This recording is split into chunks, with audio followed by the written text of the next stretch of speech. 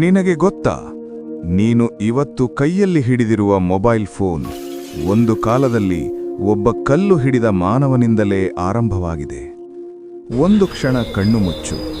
ಮನೆಗಳಿಲ್ಲ, ರಸ್ತೆಗಳಿಲ್ಲ, ವಿದ್ಯುತ್ತಿಲ್ಲ, ಕೇವಲ ಕಾಡು, ಕತ್ತಲೆ, ಭಯ ಮತ್ತು ಬದುಕುಳಿಯಬೇಕೆಂಬ ಹೋರಾಟ. ಸುಮಾರು 25 ಲಕ್ಷ ವರ್ಷಗಳ ಹಿಂದೆ ಭೂಮಿಯ ಮೇಲೆ ಹೊಸ ಅಧ್ಯಾಯ ಶುರುವಾಯಿತು.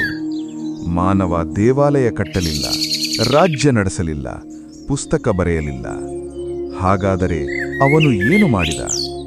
ಅವನು ಒಂದು ಕಲ್ಲನ್ನು ಎತ್ತಿಕೊಂಡ, ಮತ್ತೊಂದು ಕಲ್ಲಿಗೆ ಹೊಡೆದ. ಒಂದು ಕ್ಷಣ ಆ ಸಣ್ಣ ಹೊಡೆತ ಮಾನವ ಇತಿಹಾಸದ ಮೊದಲ ಆವಿಷ್ಕಾರ. ಕಲ್ಲಿನುಪಕರಣ.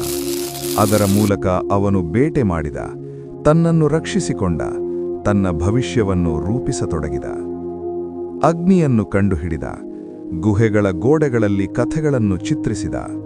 ಹೀಗೆ ಅವನು ನಿಧಾನವಾಗಿ ಬದುಕುವ ಪ್ರಾಣಿಯಿಂದ ಆಲೋಚಿಸುವ ಮಾನವನಾಗಿ ಬದಲಾಗಿದ.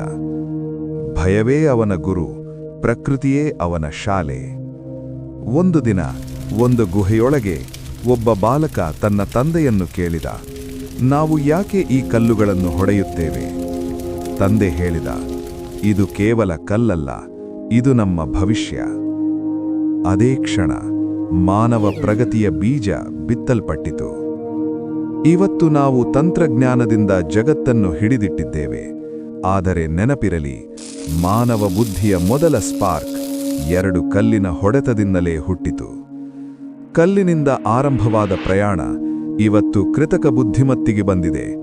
ಆದರೆ ಮಾನವ ಇತಿಹಾಸದ ಮೊದಲ ಕ್ಲಿಕ್ ಒಂದು ಕಲ್ಲಿನ ಹೊಡೆತವೇ.